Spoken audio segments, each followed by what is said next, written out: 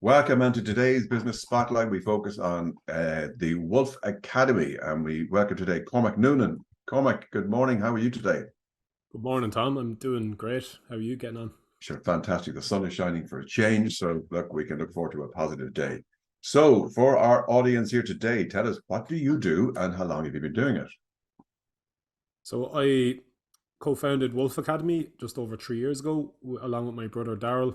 And what we do at Wolf Academy is we mainly focus on schools. So we go around to secondary schools across Ireland and we share our stories of what we've been through in life, some of the struggles we faced, some of the challenges that we overcame, and we also share different tools and techniques that young people can use to connect more with themselves. So we've been doing this for over 3 years now, and we've kind of moved not just into schools but also sports clubs, um, different charity organizations, and I suppose what we've seen over the last couple of years is that young people, they tend to really connect when we share our honest story. We're not really going in there telling them what to do. We're just like, this is my story, and these are a few of the tools that helped me. And yeah, it's been an amazing journey over the last couple of years. And is this more about sort of, I see it's kind of for online coaching as well, but is this more about kind of well-being? Yes, so yeah, its main focus, I suppose, is I suppose we'd come under the word well-being. I don't know if personally I'd prefer to steer away from labels like mental health or well-being, because I think it's nearly more than just that. It's Yeah. connecting with who you are at the core and what direction you want to go in life, and um, how to build resilience to overcome these challenges that we're all going to face. We're all going to face different challenges in life, but I suppose some of the tools that we use can be the same. So things like breath work, meditation, journaling, goal setting, movement, time in nature. So these kind of practices that we try to give young people a taste of them, so they can start to understand how to use them and then start using them in their day-to-day lives. Excellent. So you are empowering kind of younger people, be they children, school, college, or indeed anybody who hasn't really kind of worked out their path in life. And you kind of give them that confidence and you give them a number of tools where you kind of get the best out of them by coaching them that there is a different way, that there is a way through all this. Yeah, exactly. Yeah, Okay. it is about empowerment, and we see it as like the stories inspire and then the tools empower, because I think you need both. um Yeah. like if you're using it as an example, if you're trying to get like a group of people to go to war, you need to inspire them first with the story of why, and then empower them with the tools or the weapons they need. So it's we need I think we need to give them both. And at the same time, some people may not be ready for that journey. They may not be ready to go and find what it is they want to do, but at least having heard our stories and some of the other coaches' stories and having access to the tools gives them, you know, the ability to take that step if they're ready. But even in the future, they might remember, this. It's like, oh, I remember your man was talking about this when you hit this low point, and these are things you can do, or the importance of actually having a destination to get to. So I suppose it's just equipping them at a younger age, or even starting to move into primary schools as well, to get it into younger age groups. But I think once you equip them with these tools, then they know what they need to do, and it's up to them then to kind of take that leap. That's really powerful stuff, I have to say. I kind of I resonate with that. I think it's really good because I can remember when I was a kid, there was nobody around to talk to us about that sort of stuff because we were stuck in you went to school, you may have got a college, you got a job, you worked for 40 years, you died. But life has changed now, thankfully, and there's a lot more open now. But I think you're coming in at the right time um, to kind of talk to younger people and kind of just open their eyes that guys, there's a lot of shit going on out here. You've got challenges, you've got problems, so get them out there, and here's things that you can use to actually help yourselves. I think that's a great tool to have. So tell me, what would you say if you were to start your business again now, because you're only going 3 years, okay, would you do anything differently? In some ways, I'd say no, because I had to learn all the lessons I had to learn. But again, if I had the power to go back with all the knowledge I have now, I think that what I tell myself is to just slow down a bit and stop trying to. I was very like, I've always been like big vision, which I think is important, but like Mhm. I wanted to get into 100 schools in our first year, and these probably slightly over ambitious goals, and probably put too much pressure on myself when I didn't reach those goals. And then everyone else was like, "Oh, you're doing brilliant," but for me, it was like it's not quick enough. So I think patience, like as you said, there we're only going 3 years, and for me, that's a long time because Yeah, it's just I think to develop that patience to take my time and just do everything right, um, and take the time to really listen to the customers, which are the schools, and seeing what they need, because maybe we jumped the gun a bit. We created online programs just assuming that's what they needed because it was COVID, and it kind of was what they needed, but since they came back it's not been as popular. So just little things like that, just interesting. Yeah, um, really listen to the customers and really try and maybe redefine what we're offering before we try to expand. I think I was trying to get it to expand before we really knew what it was the horse completely. before the cart, maybe. Yes, Yeah, because I think it's always changing. The yeah. what we're offering, because it's like a dance where you listen to the feedback and then you slightly tweak it, and then the other thing that I was just thinking of earlier was that I wouldn't listen to all the advice that I was getting at the start. Had lots of mentors and lots of people telling me different things from their business Mm. and what they did, and I was trying to follow all these things that everyone else was doing, but then it wasn't actually in line with how I myself or Daryl wanted to, move the business forward. It wasn't really resonating, and some things I was like, oh, maybe I just have to do it this way because this is what they said, but it didn't actually work, and I was like, so maybe I go back and tell myself that just listen to my own intuition more and trust that I know the best path. Not to ignore the guides and the mentors. Obviously, they have great wisdom, but if it doesn't resonate, then I don't have to, do that. I Oh, don't. that's for sure. It's got to resonate. And tell me, is it just yourself and Daryl that do this?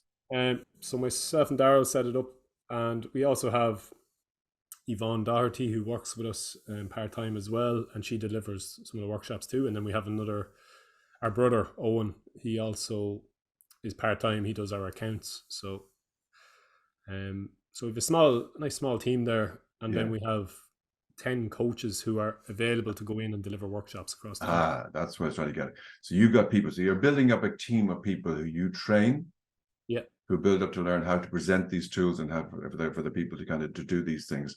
And Mhm. it's predominantly, even though you have an online offering now, which is I think a tremendous offering to have for people, Mhm. even as a backup. But predominantly, you go in and you do face to face with it. Is it basically in groups that you would do it with? I presume. Yes. So Yeah. our main thing is going into schools and doing group workshops with like a maximum of 30 students, or else we do like a 1 hour talk where there can be up to 100 students in the hall, depending on the school's budget. Yeah. So like they might not have the budget for like the smaller workshops, which are more in-depth, I suppose, and a bit longer. I think that's kind of very important. Mm. It's a kind of an area that I'm interested in. I have done as one of my goals this year is to go back to some schools and just do it, just give it a sense of destination, a sense of that there's more to life, but you have to have a plan, which most people don't. Let's be honest, okay. And it's more about personally. It is not about business. It's about personally as well, which I think you bring a very strong learning for that. So if you look at your balance of life then, because you're into the well-being and stuff, how is your balance of life working out? How do you kind of work with all the stresses and pressures of running a business and then keeping your work-life balance? Yeah, it's a great question, and it's something I wouldn't say struggled with, but I've been trying to perfect, and then I kind of realized there probably is no perfect balance. Um, but I suppose coming from a well-being background, or whatever you want to call it, like I would put a lot of emphasis into my own personal growth and my own taking care of myself. So I'd spend a lot of time in the mornings putting myself first, like before I even think about anything to do with the business, because I suppose if I'm not in the right state of mind, if I'm not clear headed, if I'm not connected to my heart, if I'm not, you know, physically fit and healthy, then I'm not going to be much good in the business. So I do prioritize that, and I give myself a lot of time, probably up to like 3 or 4 hours before I in the morning before I actually sit down to do work. So that could be meditating, writing my journal, going to the gym, doing my exercise, doing a bit of breath work, getting outside. Like I do a lot, and that's just it's changed over the years, but that's just what I need to make sure I'm in the right state of mind. And then I suppose when I'm in work, I just kind of completely switch on to work mode on my best days and make sure that I'm organized, planning things. And then once, I don't even do like 8 hour days because I don't think my concentration is at the peak for those 8 hours. So I prefer to do like 4 or 5 hours where I'm fully there, not half there for 8 hours. So I do my 4 or 5 hours and then switch off from work mode, don't check the emails, and then just do whatever I want to do in the evening, whether that's go meet friends or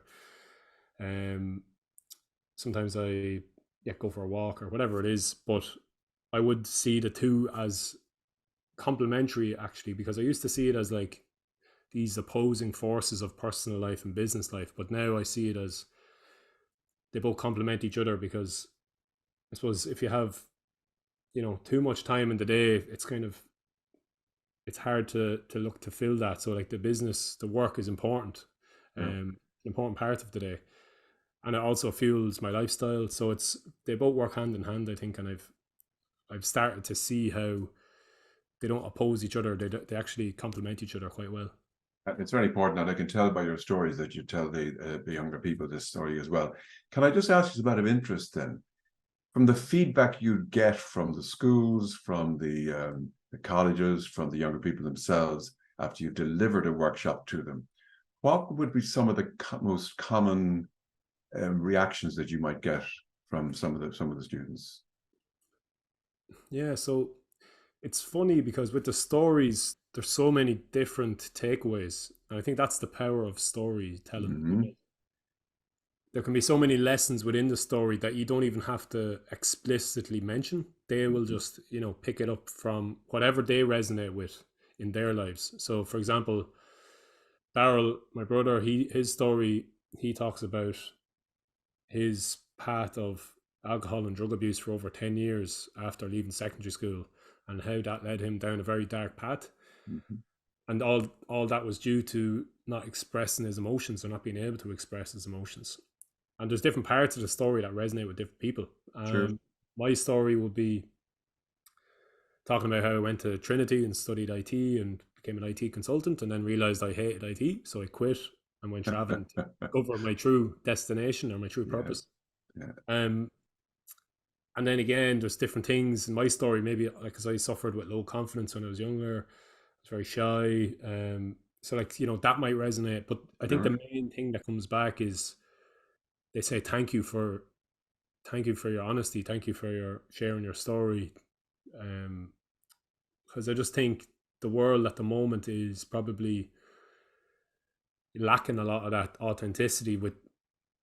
I know, you see some people on Instagram are trying to do it, but most of it is just you're showing your best self, and yeah, there's a place for that. But I think I was listening to something the other day, or was at something the other day, and there was a young boy there, and he was saying that he was asking, it was a group of adults basically in a circle, and the young boy was asking if we all loved him, because he associates his TikTok account with how many likes he gets or how many people love him. So he was asking, did we all love him? So I feel like because we're all just looking externally for this verification on these platforms, that when someone comes in and just shares honestly how they're feeling and also how they've struggled, I think it really connects. So I think there's so much of that, and I think a lot of younger people in particular, and indeed some older people, would do well to listen to this. So I really like the model and what you're doing, and bring it to younger people, because they're the next generations coming through.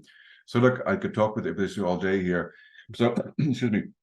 just to finish off, where do you see the business of what you do, say, in next 5 years? In 5 years' time, what does your business look like to you? So what we've always had as a vision from the start was to have somewhere, like a center where we could, I suppose, have our base to work from, where young people could come after leaving secondary school to, I suppose, learn different skills that they need before moving into the workplace, before deciding if they want to go to college or go traveling. Just giving them different skills, giving them that taste of kind of life skills that they would need before going out into the world and making these big decisions. So that's one part of the vision. And I know it's, people are saying, oh, you need to scale, and it's about scaling, but it's something that I think that in person, having a place where people can come and learn these things is something that feels important to me.